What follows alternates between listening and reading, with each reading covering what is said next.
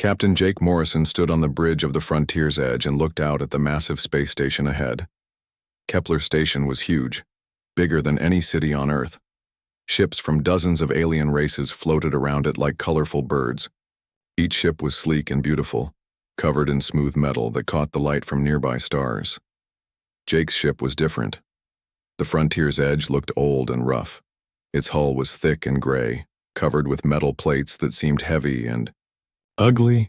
The engines were big and bulky, nothing like the slim, elegant drives on the alien ships. When other captains saw it, they often laughed.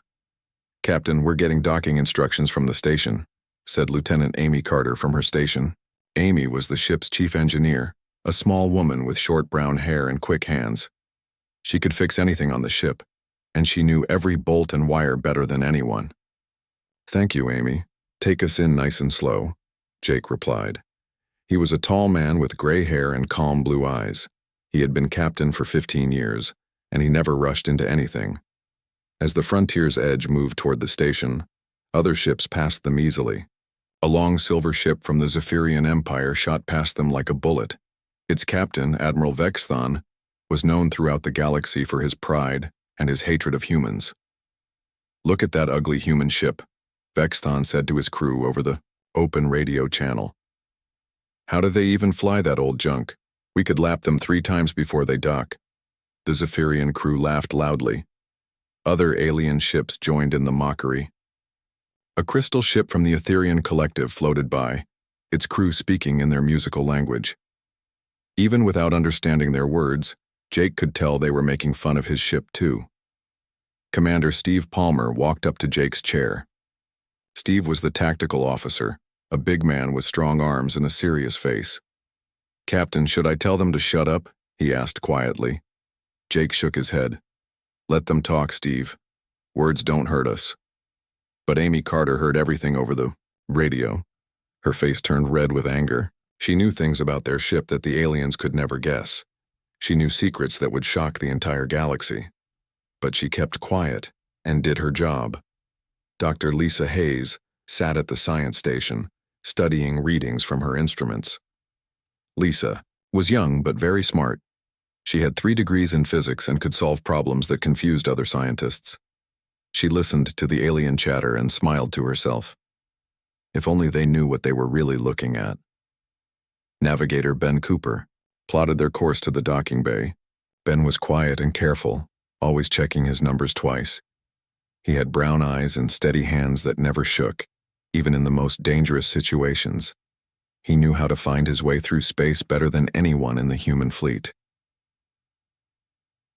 The Frontier's edge finally reached its docking bay. The process took longer than it should have because the station workers kept giving them wrong directions. They seemed to think it was funny to make the humans work harder. When Jake and his crew walked into the station's main hall, the mockery got worse. The hall was enormous, with a ceiling so high it disappeared into shadows. Hundreds of aliens filled the space, representing dozens of different species. The Zephyrians looked like tall, thin humans with blue skin and no hair. They wore white uniforms covered in gold decorations. Admiral Vexthon stood in the center of a group, telling jokes about human technology. "Did you see their engines?" he said loudly. "They're so big and clumsy. How do humans expect to explore space with such primitive machines?" The Etherians laughed in their musical way. They looked like living crystals, tall and beautiful, with light flowing through their transparent bodies. Their ships were fast and graceful, using technology that bent space itself. The insectoid hive mind representatives clicked and buzzed to each other. They had 4 arms and big round eyes that saw everything. Their ships moved like swarms of angry bees, working together with perfect coordination. Near the far wall, representatives from the Galactic Council waited on a raised platform. They were the most important beings in the galaxy, the ones who made decisions that affected billions of lives. Today they had called everyone together for an important announcement. Jake led his crew through the crowd. Aliens stared at them and whispered. Some pointed at their simple uniforms and basic equipment. The humans looked so ordinary compared to the advanced gear that other species carried. Captain Morrison, Admiral Vexthon called out as they passed. How long did it take your little ship to get here? A month? 2 months? Jake stopped and turned to face the Zephyrian. 3 weeks, he said calmly. Vexton laughed. 3 weeks? My ship could make the same journey in 3 days. Human technology is so backward. Amy Carter stepped forward, her fists clenched. Steve Palmer put a hand on her shoulder to calm her down. Dr. Hayes and Ben Cooper watched quietly, waiting to see what would happen. Your ship may be fast, Jake said to Vexton, but speed isn't everything. Oh, really? The Zephyrian admiral replied. What else matters? Your thick armor? Your giant engines? Face the truth, human. Your species is holding back the galaxy with your primitive ways. Before Jake could answer, a loud sound filled the hall. The Galactic Council was ready to speak. Everyone turned toward the platform as Council Leader Morden stepped forward. Morden was ancient and wise, with gray skin and 4 eyes that had seen the rise and fall of many civilizations. Citizens of the galaxy, Morden began, his voice carrying to every corner of the hall. We face a terrible crisis. A massive spatial anomaly has appeared in the Vega system. It grows larger every hour and threatens to destroy 3 inhabited worlds. The hall fell silent. Spatial anomalies were rare and extremely dangerous. They could tear apart entire star systems if left unchecked. We need volunteers, Morden continued. Ships with the fastest drives must travel to Vega immediately. Time is running out. Admiral Vexton stepped forward proudly.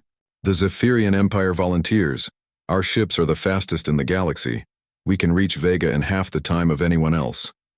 The Etherian representatives sang their agreement. The hive mind buzzed with excitement. Ship after ship volunteered, each captain boasting about their speed and advanced technology. Jake looked at his crew. Amy nodded slightly. Steve's hand moved to his weapon controls. Dr. Hayes checked her instruments one more time. Ben Cooper smiled quietly. The Frontier's Edge volunteers as well, Jake said simply. The hall erupted in laughter. Even some of the council members seemed amused. How could the slow human ship help when time was so important? Admiral Vexton wiped tears from his eyes. Captain Morrison, this is not a sightseeing trip. Lives are at stake. Leave this to species with real technology. Jake said nothing. He had learned long ago that actions spoke louder than words. Soon, very soon, the galaxy would see what human technology could really do.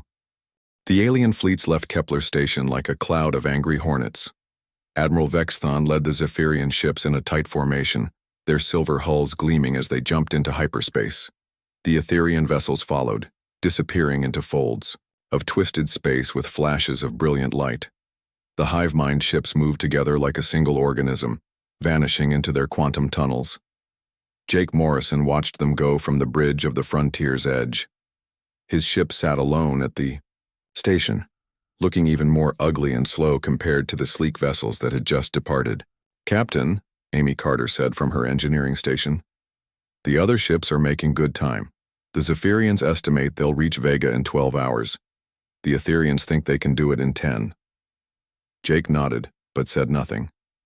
He walked to the science station where Dr. Lisa Hayes was studying data about the spatial anomaly. Her face was pale with worry. Lisa, what are you seeing? Jake asked quietly. Dr. Hayes looked up at him with frightened eyes. Captain, the other ships have made a terrible mistake. They're using old data about the anomaly. Look at these readings. She pointed to her screen, which showed a swirling mass of energy in the Vega system. The anomaly was huge, bigger than a planet, and it was growing fast. The alien scientists calculated how long they have based on the anomaly's size yesterday, Lisa explained. But it's not growing slowly like they think. It's growing exponentially. That means it gets bigger much faster as time goes on. Jake studied the numbers. He had learned to read scientific data during his many years in space. What he saw made his stomach turn cold. How long do we really have, he asked. 6 hours, Lisa said. Maybe 7 if we're lucky. After that, the anomaly will reach critical mass. When that happens, it will explode outward and destroy everything in the system. Amy Carter heard this from her station and turned around. Captain, that means the alien fleets won't make it in time. Even the fastest ships will arrive too late. Commander Steve Palmer walked over to join the conversation. His face was grim. Should we try to contact them? Warn them about the real timeline? Jake thought about this. They won't listen. Admiral Vexthon made it clear what he thinks of human science. They'll assume we're wrong. Ben Cooper looked up from his navigation station. Captain, if we leave now using conventional drive, we'll arrive about the same time as the others. Too late to help. The bridge fell silent. Everyone knew what this meant. 3 worlds full of innocent people would die because the rescue fleets were too slow. Billions of lives hung in the balance. Jake walked to the center of the bridge and looked at each of his crew members. These people had served with him for years. They had shared dangers and victories together. Most importantly, they all knew the secret that their ship carried. Amy, Jake said slowly, how long would it take to reach Vega using the Alcubierre protocol? Amy's eyes widened. She had hoped the captain would ask this question, but hearing it still surprised her. The Alcubierre protocol was humanity's greatest secret. Something so advanced that no other species in the galaxy even knew it was possible. Give me a moment to calculate, Amy said. Her fingers moved quickly over her controls, running numbers through the ship's computer. The Alcubierre protocol didn't work like normal faster-than-light travel. It required exact calculations and perfect timing. While Amy worked, Dr. Hayes continued studying the anomaly. Captain, I'm seeing some strange patterns in the energy readings. This isn't a natural phenomenon. Something created this anomaly. Created it? Steve Palmer asked. Who would do such a thing? I don't know, Lisa replied. But the energy signature is artificial. Someone or something wanted this to happen. Ben Cooper plotted several different courses to Vega, using traditional navigation methods. None of them would get them there in time. Captain, conventional routes are all too slow. We need the protocol. Amy finished her calculations and turned to face Jake. Captain, using the Alcubierre protocol, we can reach Vega in 4 minutes. The bridge crew exchanged glances. 4 minutes compared to 10 hours. It seemed impossible, but they all knew it was true. The human ship that looked so slow and primitive carried technology that made the fastest alien vessels look like children's toys. Are the drives ready? Jake asked. Amy nodded. I've been keeping them in standby mode since we left Earth. All systems are green. Jake made his decision. Ben, set course for Vega. Amy, begin pre-flight preparations for the Alcubierre protocol. Steve, make sure all weapons are ready. If someone created this anomaly, they might still be around. Yes, Captain. All 3 officers replied at once. Amy left the bridge and headed for the engineering section deep inside the ship. The Alcubierre drive was hidden behind layers of normal-looking equipment. To any alien who might inspect the ship, it looked like standard human technology. Big, clumsy, and inefficient. In reality, the drive was the most advanced piece of technology in the galaxy. While other species had learned to travel faster than light by skipping through other dimensions or creating temporary wormholes, humans had taken a completely different approach. They had learned to manipulate space and time itself. Amy reached the drive chamber and began the startup sequence. Massive generators hummed to life, drawing power from the ship's fusion reactor. The Alcubierre drive didn't move the ship through space. Instead, it moved space around the ship, compressing the distance between 2 points until they were right next to each other. Back on the bridge, Ben Cooper finished plotting their course. Captain, course laid in. We're ready to jump. Doctor. Hayes looked up from her station with new information. Captain, I've been monitoring alien fleet communications. Admiral Vexthon is boasting about how quickly they're traveling. He has no idea about the real timeline. Jake nodded. Their pride will cost lives. How are we doing, Amy? Amy's voice came over the intercom from engineering. 30 seconds to full power, Captain. The space-time manipulation field is building normally. Steve Palmer checked his tactical display. All defensive systems ready, Captain. If someone is waiting for us at Vega, we'll be prepared. The Frontier's edge began to vibrate slightly as the Alcubierre drive reached full power. To outside observers, the ship would appear to shimmer and blur as it began to phase out of normal space-time. Drive at full power, Amy reported. Ready for spacefold initiation, Jake sat in his captain's chair and gripped the armrests. He had done this before, but it never got easier. The Alcubierre protocol was safe, but it felt like being torn apart and rebuilt every time. All crew prepare for spacefold, Jake announced over the ship's intercom. Ben, engage the protocol. Ben's finger hovered over the control that would change everything. Once they activated the drive, there would be no hiding what their ship could do. The galaxy would learn that humans possessed technology beyond alien. Imagination. Engaging Alcubierre protocol now, Ben said and pressed the button. What happened next would shock the universe. Reality screamed. Space around the frontier's edge began to twist and bend like hot metal. The stars outside stretched into long lines of light as the fabric of the universe folded in on itself. What the aliens saw next would haunt their dreams, forever. A crack appeared in space itself, starting small but growing rapidly. It looked like someone had taken a knife to a black canvas, revealing brilliant white light underneath. The crack spread wider and wider until it was big enough for the human ship to pass through. But the frontier's edge didn't move toward the crack. Instead, the crack moved toward the ship. Space-time wrapped around the vessel like a blanket, pulling it into a dimension that existed between dimensions. Admiral Vexthon's fleet was still hours away from Vega when their sensors detected the impossible. Every instrument on every Zephyrian ship started screaming warnings about massive space-time distortions near Kepler Station. "What is that?" Vexthon demanded, staring at readings that made no sense. His science officer, a thin Zephyrian, named Keltar, worked frantically at his controls. "Admiral, I'm reading massive gravitational waves. Something is tearing space apart near the station." "That's impossible," Vexthon said. "No known technology can manipulate space-time directly." But even as he spoke, the sensors showed the truth. Space had been ripped open, and something had passed through. The energy readings were beyond anything in their databases. The Etherian ships detected it too. Their crystal bodies hummed with fear as they felt the distortions through their natural connection to cosmic forces. The hive mind vessels immediately changed course, their collective consciousness terrified by what they had sensed.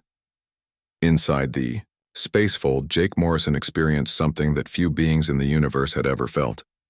The frontier's edge existed everywhere and nowhere at once. Past, present, and future became meaningless concepts as the ship traveled through folded spacetime. Amy Carter monitored the drive systems from engineering. The massive generators worked perfectly, containing forces that could destroy planets, if they got out of control. She had helped design this technology, working with Earth's greatest scientists to turn theory into reality. Dr. Lisa Hayes watched her instruments as they passed through dimensions that had no names. Her readings showed layers of reality stacked on top of each other like pages in a book.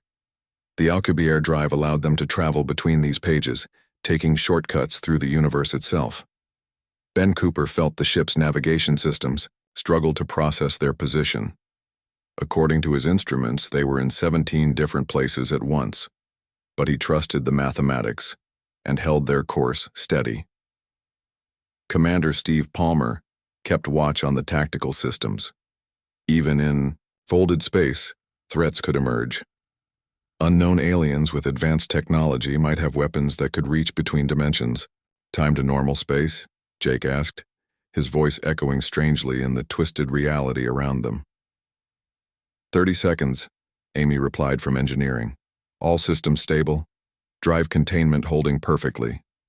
Jake had been part of the team that first tested the Alcubierre protocol 5 years ago. The project had been so secret that only a dozen humans knew about it. While alien species focused on faster ships and better weapons, humanity had quietly learned to rewrite the laws of physics. The inspiration had come from an old Earth scientist named Miguel Alcubierre, who had theorized about warping space-time in the late 20th century. It took humans another 200 years to make his ideas work, but they finally succeeded. The key breakthrough came when Dr. Elizabeth Chen discovered how to create stable exotic matter using fusion reactions. This exotic matter could bend space without destroying everything around it. Amy Carter then figured out how to build generators powerful enough to create the effect on a ship-sized scale. 10 seconds to emergence, Amy announced. Jake gripped his chair as reality prepared to snap back into focus. All crew, prepare for normal space transition. The Frontier's edge burst out of folded space-time like a cork popping from a bottle. One moment they were between dimensions, the next they were floating in normal space near a yellow star. But this wasn't just any star. This was Vega, exactly where they needed to be. Ben Cooper checked his navigation display and smiled. Position confirmed, Captain. We are in the Vega system. Travel time 3 minutes 47 seconds. Dr. Hayes immediately began scanning for the spatial anomaly. Her sensors found it quickly, a massive tear in space-time near the system's third planet. It was even bigger than her readings had suggested, pulsing with dark energy that seemed to eat light itself. Captain, Lisa said urgently, the anomaly is worse than we thought. It's not just growing, it's pulling matter and energy into it from surrounding space. If it reaches critical mass, it will collapse into a black hole. Amy returned to the bridge, her face flushed from running through the ship's corridors. Drive systems shut down safely, Captain. We can jump again in 20 minutes if needed. Steve Palmer studied the tactical display.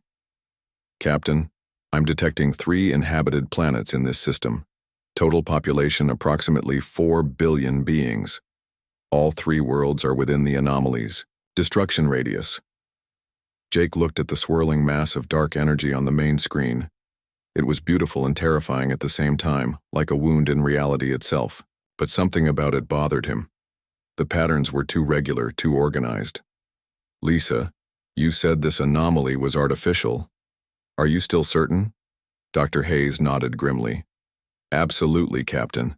I'm detecting quantum resonance patterns that only occur with technological manipulation. Someone created this thing on purpose. Ben Cooper ran a full system scan. Captain, I'm not detecting any other ships in the area. If someone created this anomaly, they're either gone or hiding very well. Jake made his decision. Steve, go to yellow alert. Amy, can we use the Alcubierre drive to stop this thing? Amy thought carefully. The same technology that allowed them to travel through folded space could theoretically be used to repair tears in spacetime, but it would be dangerous and had never been tested. It's possible, Captain. We could create controlled microfolds around the anomaly, draining its energy into pocket dimensions, but if we make a mistake, we could make things much worse. Before Jake could respond, the ship's communication system activated. A signal was coming from somewhere in the Vega system, but the source was hidden. Human vessel, a voice said in perfect English. You arrived sooner than expected. Most impressive. The voice was cold and mechanical, with an echo that suggested it came from a vast empty space. Jake had never heard anything like it before. This is Captain Morrison of the Frontier's Edge. Identify yourself. I am Nexus Prime of the Void Collective. We created the anomaly to test the galaxy's response to crisis. Your arrival changes our calculations. Steve Palmer's hands moved to the weapon controls. Captain, I don't like this. Why did you threaten innocent lives? Jake demanded. To learn, the voice replied. We have watched lesser species struggle with primitive technology, but your ship suggests hidden capabilities. Show us what humanity can truly do. Dr. Hayes looked up from her sensors, with alarm. Captain, the anomaly just started growing faster. Whatever this Nexus Prime is, it's accelerating the process. Jake realized they were facing something far more dangerous than a natural disaster. The Void Collective, whoever they were, had created this crisis as a test. Now they wanted to see if humanity could save 4 billion lives. The challenge had been issued. It was time to show the galaxy what humans could really accomplish. All hands battle stations, Jake Morrison commanded. Red lights flashed throughout the Frontier's Edge as the crew prepared for the fight of their lives. They weren't just facing a spatial anomaly anymore. They were dealing with an enemy that could manipulate spacetime itself. Amy Carter raced back to engineering, her mind already working on the solution. The Alcubierre drive could be reconfigured to create micro-tears in space, but it would require precise calculations and perfect, Timing. One mistake could turn their rescue mission into a disaster. Dr. Lisa Hayes studied the anomaly's new growth pattern. Captain, the expansion rate has tripled. We now have less than 2 hours before critical mass. Commander Steve Palmer activated the ship's defensive systems. The Frontier's edge might look primitive, but its weapons were as advanced as its drive. Hidden beneath the bulky armor were plasma cannons that could punch through any known shield, and torpedo tubes loaded with warheads that bent space around their targets. "Steve, can you locate the source of that transmission?" Jake asked.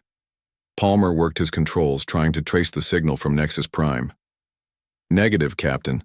The signal seems to come from everywhere and nowhere at once. Whatever this void collective is, they're using technology I don't recognize." Ben Cooper kept the ship steady while monitoring long-range sensors. "Captain, I'm detecting the alien rescue fleets. They're still 8 hours out. Admiral Vexthon is pushing his engines to maximum, but he'll never make it in time." Jake felt the weight of 4 billion lives pressing down on him. Those people had no idea that their fate rested with the slow human ship that everyone had mocked. Their own governments had sent fast, beautiful vessels to save them, but those vessels would arrive too late. Amy's voice came over the intercom from engineering. "Captain, I think I found a solution. We can use the Alcubierra generators to create a series of microfolds around the anomaly. Each fold will drain energy from the main distortion and dump it into empty space between dimensions." "How dangerous is it?" Jake asked. "Very dangerous," Amy admitted. "If we miscalculate even slightly, we could tear open permanent holes in spacetime. The damage could spread throughout the galaxy." Dr. Hayes looked up from her science station. "Captain, I've been analyzing the anomaly's structure. It's not just one tear in space. It's hundreds of smaller tears woven together like a net. Whoever created this has incredible knowledge of quantum mechanics." The mysterious voice of Nexus Prime spoke again, filling the bridge with its cold, emotionless tone. "Human vessel, your technology intrigues us. We have observed your species for some time, but we did not expect such advancement. Perhaps you are worthy of joining the Void Collective." "We're not interested in joining anyone," Jake replied firmly. "We're here to save lives." "Lives are temporary," Nexus Prime said. "Knowledge is eternal. Show us your capabilities, and we will share secrets that could advance your species by thousands of years." Steve Palmer clenched his fists. "Captain, they're trying to bribe us while billions of people are about to die." Jake ignored the offer. "Amy, how long do you need to set up the microfold sequence?" 20 minutes for calculations, then another 10 for implementation," Amy replied. "But Captain, I'll need Dr. Hayes to help with the quantum mathematics. This is beyond what one person can handle." Lisa immediately left her station and headed for engineering. "On my way, Amy. I'll bring my portable computation unit." As the two women worked together in engineering, Ben Cooper monitored the anomaly's expansion. The dark mass of twisted spacetime was now visible to the naked eye, a black wound against the star field that seemed to swallow light itself. "Captain," Ben reported, "the anomaly is affecting the orbits of the inner planets. Gravitational distortions are pulling them off course." Jake watched the tactical display as 3 worlds slowly spiraled toward disaster. Each planet showed up as a blue dot with population numbers beside it. Planet Vega 3 had 1.8 billion inhabitants. Vega 4 held 1.5 billion. Vega Phi, the smallest world, still had 700 million people. Nexus Prime spoke again, its voice now carrying a hint of impatience. "Human Captain, time grows short. Accept our offer and we will stop the anomaly immediately. Refuse and we will let events proceed naturally. The choice is yours." "Natural?" Steve Palmer said angrily. "You created this thing. There's nothing natural about it." "We created a test," the voice replied. "Survival of the species with the most advanced technology. It is the way of the universe." Jake felt his anger rising but kept his voice calm. "And if we fail to stop the anomaly? Then your species is not ready for the knowledge we possess. The Void Collective has little use for primitives." Dr. Hayes' voice came from engineering. "Captain, Amy and I have run the calculations. We can create a stable microfold sequence. but we'll need to position the ship at the exact center of the anomaly. Jake's blood ran cold. The center? Lisa, that's the most dangerous part. The gravitational forces alone could crush us. The Alcubierre field will protect us, Amy added over the intercom. We'll exist partially outside normal space-time, which should shield us from the worst effects. But if the field fails, she didn't need to finish. If the Alcubierre field failed while they were inside the anomaly, the frontier's edge would be torn apart at the atomic level. Ben Cooper plotted a course to the anomaly's center. Captain, I can get us there, but it won't be a smooth ride. The space-time distortions will affect our navigation. Jake made his decision. Do it. Ben, take us in. Amy, begin the microfold sequence as soon as we're in position. The frontier's light edge turned toward the anomaly, its bulk engines pushing against twisted space-time. As they got closer, the ship began to shake from gravitational forces that shouldn't exist. Reality bent around them like a funhouse mirror. Hull stress within acceptable limits, Steve reported, monitoring the ship's structural integrity. But, Captain, if this gets much worse, we'll start losing hull plates. Through the view screen, Jake could see the anomaly up close for the first time. It wasn't black like he had expected. It was every color and no color at once, a swirling mass of pure energy that hurt to look at directly. Streams of matter from nearby asteroids fell into it like water down a drain. Approaching anomaly center, Ben announced, his hands steady on the controls despite the violent shaking. 30 seconds to optimal position. In engineering, Amy and Lisa worked frantically to initialize the microfold sequence. Banks of exotic matter generators hummed with power as they prepared to tear controlled holes in reality itself. Field generators at maximum, Amy reported. Lisa, are your calculations ready? Ready, Dr. Hayes confirmed. Quantum resonance. Patterns locked in. This should work. Jake hoped she was right. In a few moments, they would either save 4 billion lives or doom themselves trying. There was no middle ground with forces this powerful. Position achieved, Ben called out. We're at the center of the anomaly. Outside space itself screamed around them as the Alcubierre field fought against the artificial tear in reality. The frontier's edge existed in multiple dimensions at once, protected by technology that the aliens couldn't even imagine. Amy, Jake said quietly, begin the sequence. Beginning microfold initiation, Amy replied. May God help us all. The universe held its breath. Amy Carter activated the microfold sequence, and reality responded in ways that defied all known laws of physics. Tiny tears appeared around the massive anomaly, each one no bigger than a pinpoint but containing the power to reshape space itself. The frontier's edge sat at the center of chaos, protected by its Alcubierre field as forces beyond imagination swirled around it. Energy that had been trapped in the anomaly began flowing into the microfolds, disappearing into pocket dimensions that existed between the layers of reality. It's working, Dr. Lisa Hayes shouted from engineering. Energy levels in the main anomaly are dropping. The microfolds are draining it exactly as we calculated.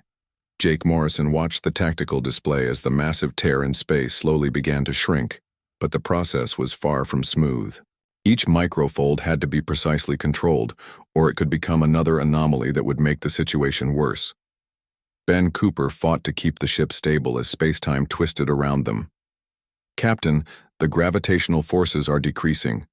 The anomaly's pull is getting weaker. Commander Steve Palmer monitored the ship's systems. Hull integrity holding. All defensive systems operational. But Captain, we're drawing a lot of attention. On his tactical screen, Steve could see ships approaching from the edge of the system.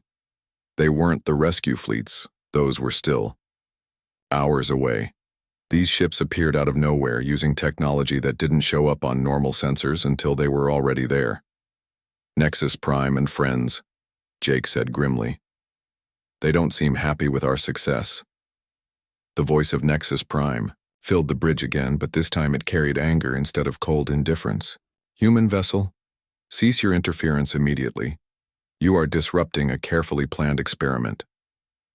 The experiment is over, Jake replied. You've learned what you wanted to know about human technology. We have learned more than we intended.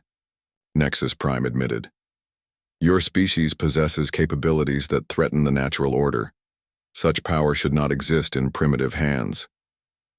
Amy's voice came over the intercom. Captain, I need 5 more minutes to complete the sequence. The anomaly is fighting back. It's trying to regenerate itself. Dr. Hayes worked frantically at her controls. The quantum resonance patterns are shifting.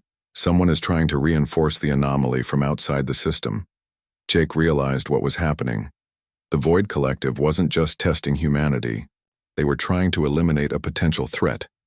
The anomaly had been created to destroy the Vega system, but when humans proved they could stop it, the aliens decided to make sure no one survived to tell the tale. Steve, target those ships, Jake ordered. We may need to fight our way out of this. Palmer activated the Frontier's Edge's hidden weapon systems. Plasma cannons emerged from concealed ports in the hull, while torpedo tubes loaded with space-bending warheads swiveled toward the approaching vessels. The Void Collective ships were unlike anything in the galactic databases. They seemed to be made of dark metal that absorbed light, giving them an unsettling appearance that hurt to look at directly. They moved without visible engines, gliding through space like sharks through water. Human Captain, Nexus Prime said, surrender now and your death will be quick. Continue your interference and we will ensure your species suffers for its arrogance. Counteroffer, Jake replied. Leave this system immediately, or we'll show you what human arrogance can really accomplish. The first Void Collective ship opened fire without warning. Beams of dark energy lanced toward the Frontier's Edge, but they passed harmlessly through the Alcubierre field. The ship existed partially outside normal spacetime, making it nearly impossible to hit with conventional weapons. Steve Palmer returned fire with the plasma cannons. The brilliant blue beams struck the alien ship's hull, tearing through its dark armor like paper. The vessel exploded in a flash of white light, its exotic matter fuel creating a brief new star. One down, Steve reported, but there are 12 more heading our way. In engineering, Amy and Lisa continued their delicate work. The microfold sequence was almost complete, but each fold had to be perfectly timed to avoid creating new problems. 80% complete, Amy announced. But the Void Collective is trying to destabilize our work. They're pumping more energy into the anomaly from some kind of remote generator. Jake looked at the tactical display. More enemy ships kept appearing, materializing out of empty space like ghosts. The Void Collective had technology that matched, or even exceeded human capabilities in some areas. Ben, can you locate the source of the energy reinforcement? Cooper worked his sensors, scanning space around them. There, Captain. A large structure hidden behind the system's gas giant. It's cloaked, but I can detect the energy emissions. Steve, do we have any long-range torpedoes? Palmer smiled grimly. We have something better. Space-bending warheads with dimensional guidance systems. They can hit targets in other dimensions if necessary. Jake made his decision. Fire 2 torpedoes at that structure. If we can't stop them from reinforcing the anomaly, we'll never finish the job. The Frontier's Edge launched 2 sleek missiles that immediately disappeared into folded space. They would travel through dimensions where distance had no meaning, emerging right next to their target regardless of obstacles in normal space. Meanwhile, the Void Collective ships continued their attack. Dark energy beams filled the space around the human vessel, but the Alcubierre field deflected them all. It was like trying to hit a target that existed in several places at once. 95% complete, Amy reported. The anomaly is almost fully drained. The torpedoes reached their target. Twin explosions lit up the gas giant as the hidden Void Collective structure was destroyed. Immediately, the energy reinforcement stopped, and the anomaly began collapsing. Faster, sequence complete, Dr. Hayes announced. The anomaly is gone. Jake looked at the main screen and saw empty space where the massive tear had been moments before. The microfolds continued to drain away the last traces of exotic energy, making sure the threat could never return. Well done, everyone, Jake said. Now let's get out of here before alarms screamed throughout the ship. Ben Cooper stared at his navigation display in shock. Captain, I'm reading massive gravitational distortions. Something huge is coming out of hyperspace. The alien rescue fleets emerged from their faster-than-light travel, just as the crisis ended. Admiral Vexthan's silver ships appeared first, followed by the crystal vessels of the Etherians and the swarming ships of the hive mind, but they didn't arrive to find a disaster in progress. Instead, they found a human ship floating calmly in empty space while the wreckage of advanced alien vessels drifted around it. The spatial anomaly was gone, the 3 planets were safe, and the primitive human vessel was the only ship in sight. Admiral Vexthan's voice came over the communication channel, filled with confusion and disbelief. "Captain Morrison, what happened? Where is the anomaly? How did you arrive before us?" Jake smiled as he looked at his crew. Amy Carter wiped sweat from her forehead, exhausted but triumphant. Dr. Hayes checked her instruments one last time to make sure the job was complete. Ben Cooper plotted a course home. Steve Palmer kept the weapons ready in case the Void Collective tried one more attack. "We took a shortcut," Jake said simply. The alien fleets circled the frontier's edge like confused children. Their instruments detected residual energy signatures that shouldn't exist. Space-time itself still vibrated with echoes of forces they couldn't understand. "This is impossible," Vexthan said. "No ship can travel faster than the laws of physics allow." "Admiral," Jake replied calmly, "you might want to reconsider what you think the laws of physics actually are." The Galactic Council emergency session that followed would change everything. Humanity was offered not just a seat at the table, but leadership positions in the most important committees. The mockery turned to desperate requests for technology sharing. But Jake Morrison and his crew had other plans. They had saved 4 billion lives and shown the galaxy that humans were far from primitive. That was enough for now. As the frontier's edge prepared to return to Earth, Admiral Vexthan made one last transmission. "Captain Morrison, I owe you an apology. I was wrong about human technology." "No apology necessary, Admiral," Jake replied. "Just remember that appearances can be deceiving." The human ship engaged its Alcubierre drive one more time, tearing open space like fabric and disappearing into the folded dimensions between reality. The alien fleets were left to stare at empty space and wonder what other secrets humanity might be hiding.